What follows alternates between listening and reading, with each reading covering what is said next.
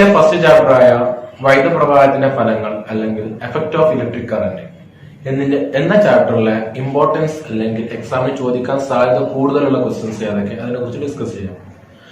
First വേണ്ടതിൽ പഠിക്കേണ്ട കാര്യം എന്തെന്ന് വെച്ചാൽ കുറച്ച് ഇലക്ട്രോണിക് ഉപകരണങ്ങളുടെ ഊർജ്ജ മാറ്റങ്ങളാണ് പഠിക്കേണ്ടത്. എന്ന് വെച്ചാൽ കുറച്ച് ഉപകരണങ്ങൾ പറയുകയാണെങ്കിൽ ഫാന്, ബൾബ്, ഇസ്തിരിപ്പെട്ടി, ഇൻഡക്ഷൻ കുക്ക്, മറ്റ് സ്റ്റോറേജ് ബാറ്ററി, അങ്ങനത്തെ കുറച്ച് ഉപകരണങ്ങൾ എടുത്തു കഴിഞ്ഞാൽ അതിന്റെ ഊർജ്ജ മാറ്റങ്ങൾ എന്ത് ഊർജ്ജമായിട്ട് മാറും, അല്ലെങ്കിൽ അതിന്റെ എനർജി ചേഞ്ചസ്, ഒരു എനർജിയിൽ നിന്ന് മറ്റൊരു എനർജിയിലേക്ക് ചേഞ്ച് ചെയ്യുന്നുണ്ടാവും. അതാണ് പഠിക്കുന്നത്.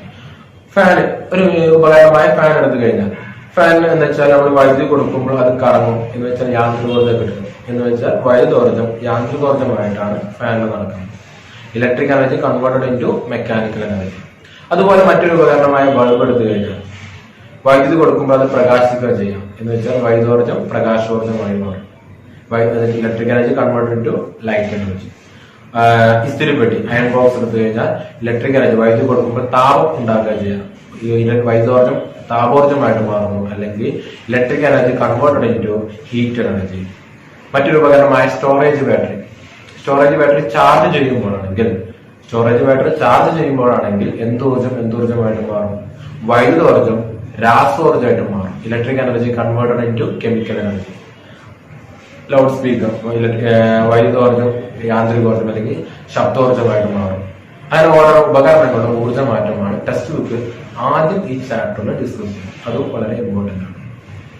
അത് കഴിഞ്ഞാൽ ഈ ചാപ്റ്റർ നമുക്ക് രണ്ടാക്കി ഡിവൈഡ് ചെയ്യാം. ഒന്ന് താപഫലവും ഒന്ന് പ്രകാശഫലവും. എന്ന് വെച്ചാൽ വൈദ്യുതി കൊടുക്കുമ്പോൾ താപം പുറത്തുവിടുന്ന ഉപകരണങ്ങളെ കുറിച്ചും വൈദ്യുതി പ്രവഹിക്കുമ്പോൾ പ്രകാശം പുറത്തുവിടുന്ന ഉപകരണങ്ങളെ കുറിച്ചും. ഫസ്റ്റ് വൺ, വൈദ്യുത പ്രവാഹത്തിന്റെ താപഫലം അല്ലെങ്കിൽ effect of heating effect of electric current. അതിൽ ആദ്യം പഠിക്കാനുള്ളത് ഒരു ചാലകത്തിലൂടെ ഒരു ചാലകമാക്കി എടുത്തു കഴിഞ്ഞാൽ ഒരു ചാലകത്തിലൂടെ വൈദ്യുതി കടന്നു പോകുമ്പോൾ അതിന് ചുറ്റും അല്ലെങ്കിൽ അതിനെന്ത് ഉൽപ്പാദിപ്പിക്കും? താപം ഉൽപ്പാദിപ്പിക്കും. അതാണ് ആദ്യം പഠിക്കുന്നത്. ഒരു ചാലകത്തിലൂടെ വൈദ്യുതി കടന്നു പോകുമ്പോൾ താപം ഉൽപ്പാദിപ്പിക്കുന്നു. ഈ താപത്തെ സ്വാധീനിക്കുന്ന ഘടകങ്ങൾ അല്ലെങ്കിൽ എന്തൊക്കെ ചെയ്യുമ്പോഴാണ് ഈ താപം കൂടുക എന്ന് വെച്ചാൽ, ഒന്ന്, ചാലകത്തിലൂടെ കടന്നു പോകുന്ന കറന്റ് അല്ലെങ്കിൽ വൈദ്യുത പ്രവാഹ തീവ്രത കൂടിയാൽ ഉൽപ്പാദിപ്പിക്കുന്ന താപത്തിന്റെ അളവ് കൂടും. രണ്ടാമത്തത് പ്രതിരോധം. ചാലകത്തിന്റെ പ്രതിരോധം അല്ലെങ്കിൽ റെസിസ്റ്റൻസ് കൂടിയാലും ഉൽപ്പാദിപ്പിക്കുന്ന താപം കൂടും. മൂന്നാമത്തത് ടൈം. വൈദ്യുതി കടന്നു പോകുന്ന സമയം കൂടുന്നതിനനുസരിച്ച് ഉൽപ്പാദിപ്പിക്കുന്ന താപം കൂടും. ഇതാണ് ആദ്യം ഡിസ്കസ് ചെയ്യുന്നത്. എന്ന് വെച്ചാൽ വൈദ്യുതി പ്രവഹിക്കുന്ന ഒരു ചാലകത്തിന് ചുറ്റും അല്ലെങ്കിൽ ചാലകത്തിൽ എന്ത് ഉൽപ്പാദിപ്പിക്കുന്നു? താപം ഉൽപ്പാദിപ്പിക്കുന്നു. ഈ താപത്തെ സ്വാധീനിക്കുന്ന ഘടകങ്ങൾ ഒന്ന് കറന്റ്, ഒന്ന് പ്രതിരോധം, ഒന്ന് സമയം. ഒന്ന് കറന്റ്, ഒന്ന് റെസിസ്റ്റൻസ്, ഒന്ന് ടൈം. ഇത് മൂന്നും വെച്ച് ജൂൾ എന്ന സയന്റിസ്റ്റ് ഉണ്ടാക്കിയ ഒരു നിയമമാണ് ജൂൾസ് ലോ അല്ലെങ്കിൽ ജൂൾ നിയമം. എന്താ ജൂൾ നിയമം എന്ന് വെച്ചാൽ, വൈദ്യുതി പ്രവഹിക്കുന്ന ഒരു ചാലകത്തിൽ ഉൽപ്പാദിപ്പിക്കുന്ന താപത്തിന്റെ അളവ് എന്തിന്റെ ഇടയ്ക്ക് വൈദ്യുതിയുടെ വർഗത്തിന്റെയും വൈദ്യുത പ്രവാഹ തീവ്രതയുടെ വർഗത്തിന്റെയും ചാലകത്തിന്റെ പ്രതിരോധത്തിന്റെയും വൈദ്യുതി പ്രവഹിക്കുന്ന സമയത്തിന്റെയും ഗുണനഫലത്തിന് നേർ അനുപാതത്തിലായിരിക്കും. അതാണ് ജൂൾ നിയമം. അതും വളരെ ഇമ്പോർട്ടന്റ്. ഒന്നുകൂടി പറയാം, വൈദ്യുതി പ്രവഹിക്കുന്ന ഒരു ചാലകത്തിൽ ഉൽപ്പാദിപ്പിക്കുന്ന താപത്തിന്റെ അളവ് വൈദ്യുത പ്രവാഹ തീവ്രതയുടെ വർഗത്തിന്റെയും അല്ലെങ്കിൽ കറന്റിന്റെ വർഗത്തിന്റെയും ചാലകത്തിന്റെ പ്രതിരോധത്തിന്റെയും വൈദ്യുതി പ്രവഹിക്കുന്ന സമയത്തിന്റെയും ഗുണനഫലത്തിന് നേരനുപാതത്തിലായിരിക്കും. ഇംഗ്ലീഷ് മീഡിയക്കാർക്ക് ഉപകാരപ്പെടുന്ന രീതിയിൽ പറയുകയാണെങ്കിൽ, the heat generated in A current carrying conductor is the product of square of the current and resistance of the conductor and time of flow of current. ഇത് വെച്ചിട്ട് ഒരു 4 ഇക്വേഷനോളം താപം കാണാൻ പഠിക്കാനുണ്ട്. H is equal to I square RT, H is equal to IVT, H is equal to V square T by R, H is equal to P into T. അത് വെച്ചിട്ട് കുറച്ച് ക്വസ്റ്റ്യൻസും ഉണ്ട്. അത് നമുക്ക് നോട്ട് ചെയ്ത് ഡിസ്കസ് ചെയ്യാം. ഇങ്ങനെ പറയുന്നതിനേക്കാൾ നന്നാവാതായിരിക്കും. അത് കഴിഞ്ഞാൽ താപഫലം എന്ന സെക്ഷനിൽ പഠിക്കാനുള്ളത് വൈദ്യുത താപന ഉപകരണങ്ങൾ അല്ലെങ്കിൽ ഇലക്ട്രിക് ഹീറ്റിംഗ് അപ്ലയൻസ്. വൈദ്യുതി കൊടുക്കുമ്പോൾ താപം പുറത്തുവിടുന്ന ഉപകരണങ്ങൾ. അതിന് ഒരു ഉദാഹരണം എടുക്കുകയാണെങ്കിൽ, വൈദ്യുതി പ്രവഹിക്കുമ്പോൾ താപം പുറത്തുള്ള ഒരു ഉപകരണങ്ങൾക്ക് ഉദാഹരണമാണ് ഇസ്തിരിപ്പെട്ടി. ഇസ്തിരിപ്പെട്ടിയിലൊക്കെ താപം ഉൽപ്പാദിക്കപ്പെടുക. അതിനുള്ളിൽ ഒരു കോയിൽ ഉണ്ട്. ആ കോയിലിനെ പറയുന്ന പേരാണ് ഹീറ്റിംഗ് കോയിൽ. അപ്പോൾ വൈദ്യുത താപന ഉപകരണങ്ങളിൽ താപം ഉൽപ്പാദിപ്പിക്കുക ഹീറ്റിംഗ് കോയിലാണ്. ഈ പറയുന്ന കാര്യങ്ങൾ നോട്ട് ചെയ്ത് വെക്കുക. അടുത്ത് പഠിക്കേണ്ടത് ഹീറ്റിംഗ് കോയിൽ എന്തുകൊണ്ടാണ് നിർമ്മിച്ചിരിക്കുന്നത്. ഹീറ്റിംഗ് കോയിൽ നിർമ്മിച്ചിരിക്കുന്നത് നിക്രോം എന്ന ഒരു ലോഹം ഉപയോഗിച്ചാണ്. എക്സാമിൽ ചോദിക്കാൻ സാധ്യത കൂടിയ ക്വസ്റ്റ്യൻ ആണ് ഹീറ്റിംഗ് ഓയിൽ ഉണ്ടാക്കാൻ ഉപയോഗിക്കുന്ന ലോഹം ഏതെന്ന് ചോദിക്കും. നിക്രോം ആണ്. അത് നിക്രോം എന്താണ് ഹീറ്റിംഗ് ഓയിൽ നിർമ്മിക്കാൻ സെലക്ട് ചെയ്യാൻ കാരണം വെച്ചാൽ നിക്രോമിന്റെ കുറച്ച് സവിശേഷതകൾ പഠിക്കേണ്ടതുണ്ട്. എക്സാമിൽ അതും ചോദിക്കാറുണ്ട്. നിക്രോമിന്റെ സവിശേഷതകൾ 3 ഒന്ന് ഉയർന്ന റെസിസ്റ്റിവിറ്റി, ഉയർന്ന ദ്രവണാകം അല്ലെങ്കിൽ ഹൈ മെൽറ്റിംഗ് പോയിന്റ്, ചുവന്ന ചുട്ടുപഴുത്ത് ഓക്സീകരിക്കാതെ ദീർഘനേരം നിൽക്കാനുള്ള കഴിവ് അല്ലെങ്കിൽ ability to remain red hot condition without getting oxidation for a long time. ഈ 3 സവിശേഷതകൾ ഉള്ളത് കൊണ്ടാണ് നിക്രോം ഹീറ്റിംഗ് കോയിലായിട്ട് ഉപയോഗിക്കുന്നത്. ഒന്നുകൂടി പറയാം, വൈദ്യുത താപന ഉപകരണങ്ങളിൽ താപം ഉൽപ്പാദിപ്പിക്കുന്നത് ഹീറ്റിംഗ് കോയിലാണ്. ഹീറ്റിംഗ് കോയിൽ നിർമ്മിച്ചിരിക്കുന്നത് നിക്രോം ഉപയോഗിച്ചാണ്. നിക്രോമിന്റെ സവിശേഷതകൾ ഉയർന്ന റെസിസ്റ്റിവിറ്റി, ഉയർന്ന ദ്രവണാകം അല്ലെങ്കിൽ ഹൈ മെൽറ്റിംഗ് പോയിന്റ്, അടുത്തത് ചുവന്ന ചുട്ടുപഴുത്ത അവസ്ഥയിൽ ഓക്സീകരിക്കാതെ ദീർഘനേരം നിൽക്കാനുള്ള കഴിവ് അല്ലെങ്കിൽ ability to remain red hot condition without getting oxidation for a long time. അതിനൊപ്പം തന്നെ പഠിച്ചു പോകേണ്ട മറ്റൊരു കാര്യമാണ് നിക്രോമിൻ ഏതിന്റെ എല്ലാം ലോഹസങ്കരം അല്ലെങ്കിൽ അലോയി ആണെന്ന് ചോദിക്കും. നിക്കൽ, ക്രോമിയം, അയൺ എന്നിവയുടെ ലോഹസങ്കരമാണ് നിക്രോം. അതും എക്സാമിന് ചോദിച്ചു കാണുന്ന ക്വസ്റ്റ്യൻ ആണ്. അടുത്ത വൈദ്യുത താപന ഉപകരണങ്ങൾക്ക് ഉദാഹരണമാണ് സുരക്ഷാ ഫ്യൂസ്. നമ്മൾ കാണുന്ന സേഫ്റ്റി ഫ്യൂസ് അല്ലെങ്കിൽ സുരക്ഷാ ഫ്യൂസും വൈദ്യുത പ്രവാഹത്തിന്റെ താപഫലം പ്രയോജനപ്പെടുത്തി വർക്ക് ചെയ്യുന്ന ഒരു ഉപകരണമാണ്. അതിൽ പഠിക്കേണ്ട കുറച്ച് കാര്യങ്ങൾ. ഒന്ന്, ഫ്യൂസ് വയർ നിർമ്മിച്ചിരിക്കുന്നത് ഏത് ലോഹം ഉപയോഗിച്ചാണ്, അതിന്റെ പ്രത്യേകത എന്താണ്, സുരക്ഷാ ഫ്യൂസിന്റെ പ്രവർത്തനം എന്താണ് സുരക്ഷാ ഫ്യൂസ് എന്നീ കാര്യങ്ങളാണ്. അപ്പൊ ആദ്യം എന്താണ് സുരക്ഷാ ഫ്യൂസ് എന്ന് വെച്ചാൽ, അമിത വൈദ്യുത പ്രവാഹം മൂലം ഉണ്ടാകുന്ന അപകടങ്ങളിൽ നിന്നും നമ്മയെയും ഉപകരണങ്ങളെയും, ഈ അമിത വൈദ്യുത പ്രവാഹം എന്ന് വെച്ചാൽ ഓവർലോഡിങ്, ഷോർട്ട് സർക്യൂട്ട്, അതിനൊക്കെയാണ് അമിത വൈദ്യുത പ്രവാഹം എന്ന് പറയുന്നത്. അതുമൂലം ഉണ്ടാകുന്ന അപകടങ്ങളിൽ നിന്നും നമ്മയെയും ഉപകരണങ്ങളെയും സംരക്ഷിക്കുന്നതിനുള്ള സംവിധാനമാണ് സുരക്ഷാ ഫ്യൂസ് അല്ലെങ്കിൽ സേഫ്റ്റി ഫ്യൂസ്. അടുത്തത് പഠിക്കേണ്ടത് സുരക്ഷാ ഫ്യൂസിന്റെ പ്രധാനപ്പെട്ട ഭാഗം. സുരക്ഷാ ഫ്യൂസിന്റെ പ്രധാനപ്പെട്ട ഭാഗമാണ് ഫ്യൂസ് വയർ. ഈ ഫ്യൂസ് വയർ നിർമ്മിച്ചിരിക്കുന്ന ലോഹം ഏത്? എക്സാമിന് ചോദിച്ചു കാണുന്ന ഒരു ക്വസ്റ്റ്യൻ ആണ്. നോട്ട് ചെയ്യാം. സുരക്ഷാ ഫ്യൂസിലെ ഫ്യൂസ് വയർ നിർമ്മിച്ചിരിക്കുന്നത് ടിന്നിന്റെയും ലെഡിന്റെയും ലോഹസങ്കരം ഉപയോഗിച്ചാണ്. ഹീറ്റിംഗ് ഓയിൽ നിർമ്മിച്ചിരിക്കുന്നത് നിക്രോം ഉപയോഗിച്ചാണ്. സുരക്ഷാ ഫ്യൂസിലെ ഫ്യൂസ് വയർ നിർമ്മിച്ചിരിക്കുന്നത് ടിന്നിന്റെയും ലെഡിന്റെയും ലോഹസങ്കരം ഉപയോഗിച്ചാണ്. അടുത്തത്, ടിന്നിന്റെയും ലെഡിന്റെയും ലോഹസങ്കരം ഉപയോഗിക്കാൻ കാരണം എന്ന് വെച്ചാൽ അതിന് താഴ്ന്ന ദ്രവണാകമാണ്. ഫ്യൂസ് വയറിന് താഴ്ന്ന ദ്രവണാകമാണ് എന്ന് വെച്ചാൽ ടിന്നിന്റെയും ലെഡിന്റെയും ലോഹസങ്കരത്തിന് താഴ്ന്ന ദ്രവണാകമാണ്. താഴ്ന്ന ദ്രവണാകമുള്ള പദാർത്ഥം ഉപയോഗിച്ചാൽ ഫ്യൂസ് വയർ കിട്ടും. അതിന്റെ പ്രവർത്തനങ്ങളും മറ്റു കാര്യങ്ങളും നമുക്ക് നോട്ടിൽ ഡിസ്കസ് ചെയ്യാം. അടുത്ത പഠിക്കാനുള്ള സുരക്ഷാ ഫ്യൂസിന്റെ പ്രവർത്തനം, അത് നമുക്ക് നോട്ടിൽ ഡിസ്കസ് ചെയ്യാം. അത് കഴിഞ്ഞാൽ അടുത്തത്, സുരക്ഷാ ഫ്യൂസ് എങ്ങനെയാണ് ഒരു സർക്യൂട്ടിൽ ഘടിപ്പിക്കേണ്ടത്, അതും എക്സാമിൽ ചോദിക്കുന്ന ക്വസ്റ്റ്യനാണ്. സുരക്ഷാ ഫ്യൂസ് എങ്ങനെയാണ് ഒരു സർക്യൂട്ടിൽ ഘടിപ്പിക്കേണ്ടത്? ശ്രേണി രീതിയിലാണ് സുരക്ഷാ ഫ്യൂസ് ഒരു സർക്യൂട്ടിൽ ഘടിപ്പിക്കേണ്ടത്. അതുപോലെ തന്നെ ഫ്യൂസ് വയർ കെട്ടുന്ന സമയത്ത് സുരക്ഷാ ഫ്യൂസ് എടുത്ത് അതിലെ ഫ്യൂസ് വയർ കെട്ടുന്ന സമയത്ത് ശ്രദ്ധിക്കേണ്ട കാര്യങ്ങൾ എന്തൊക്കെയാണ്? ഒന്നെന്താ, താഴ്ന്ന ദ്രവണാങ്കമുള്ളത് ഉപയോഗിക്കുക. അടുത്തത്, യഥാസ്ഥാനത്ത് ദൃഢമായി ഉറപ്പിക്കാം. ആ കാരിയർ ബേസിന്റെ 2 സൈഡിലും ദൃഢമായി ഉറപ്പിക്കാം. പിന്നെ അതിൽ നിന്നും ഫ്യൂസ് വയർ പുറത്തേക്ക് തള്ളി വരാതിരിക്കുക. അതൊക്കെയാണ് ഫ്യൂസ് വയർ കെട്ടുമ്പോൾ ശ്രദ്ധിക്കേണ്ട കാര്യങ്ങൾ. ഇത്രയും കാര്യങ്ങളാണ് താപഫലവുമായി ബന്ധപ്പെട്ട് പഠിക്കാനുള്ളത്. അടുത്ത് പഠിക്കാനുള്ളത് വൈദ്യുത പ്രവാഹത്തിന്റെ പ്രകാശഫലം എന്നതിനെ കുറിച്ചാണ്.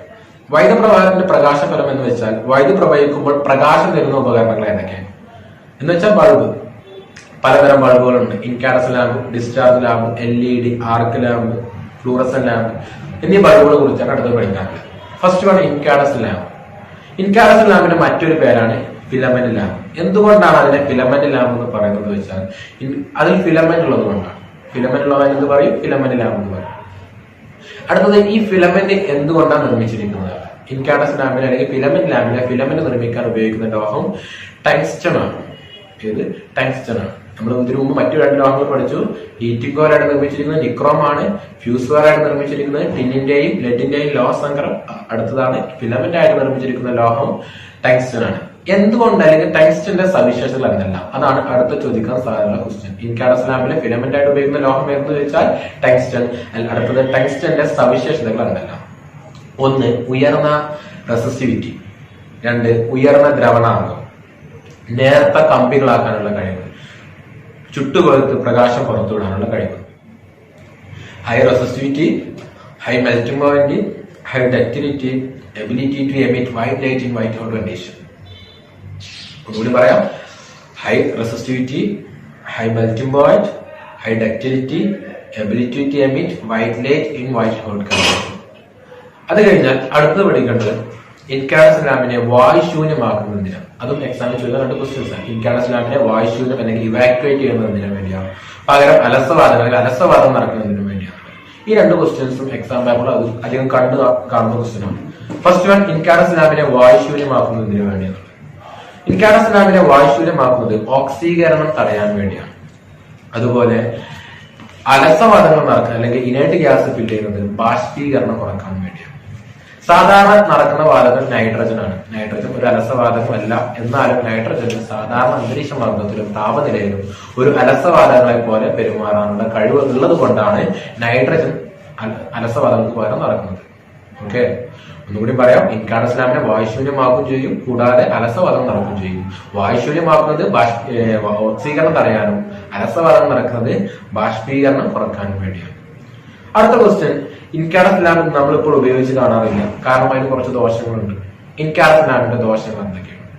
ഫസ്റ്റ് വൺ, കൂടിയ ഊർജ്ജ ഉപയോഗം. കാരണം മറ്റു ബൾബുകളെ അപേക്ഷിച്ച് വൈദ്യുത ഉപയോഗം കൂടുതൽ ഇൻകാൻഡസന്റ് ലാമ്പ് അല്ലെങ്കിൽ ഫിലമെന്റ് ലാമ്പാണ്.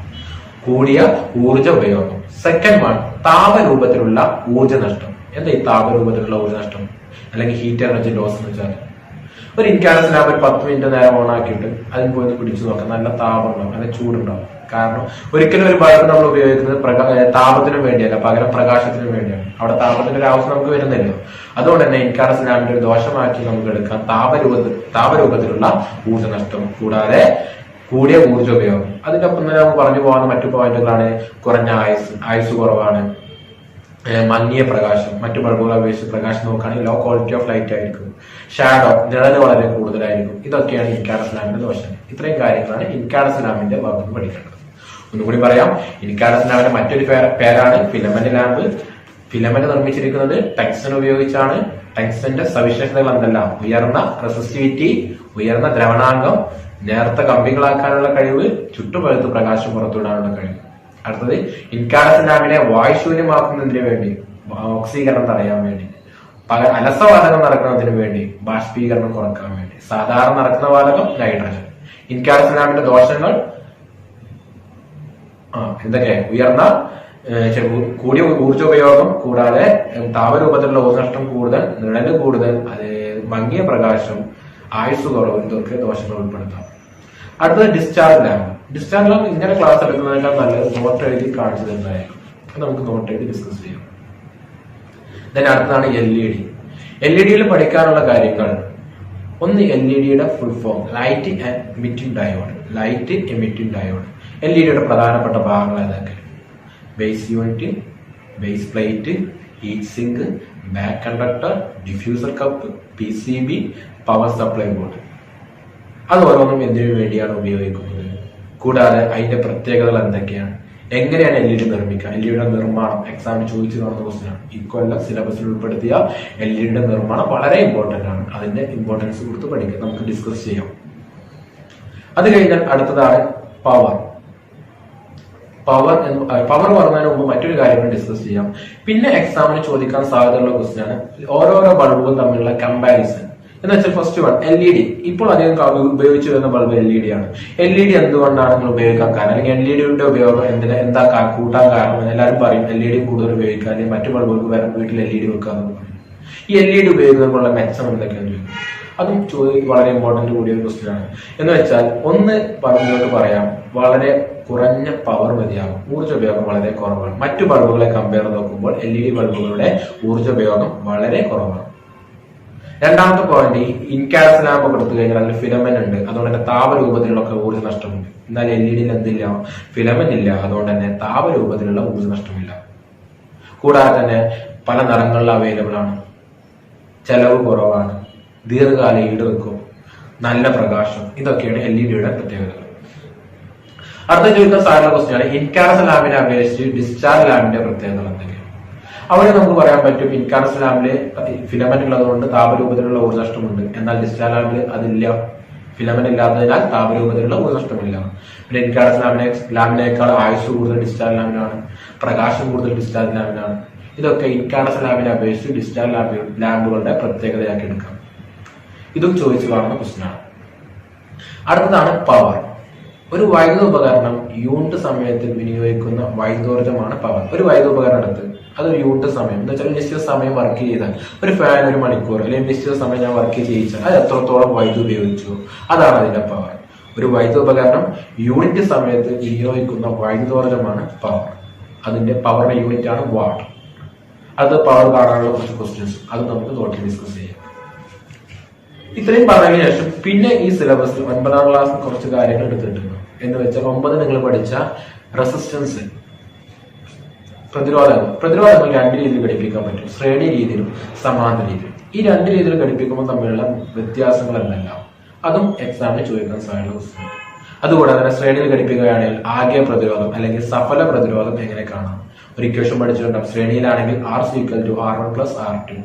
കൂടാതെ സമാന്തര രീതിയിലാണെങ്കിൽ സഫല പ്രതിരോധം കാണാനുള്ള ഇക്വേഷൻ ആണ് 1/R = 1/R1 + 1/R2. അതല്ലെങ്കിൽ R=R1 × R2/R1 + R2.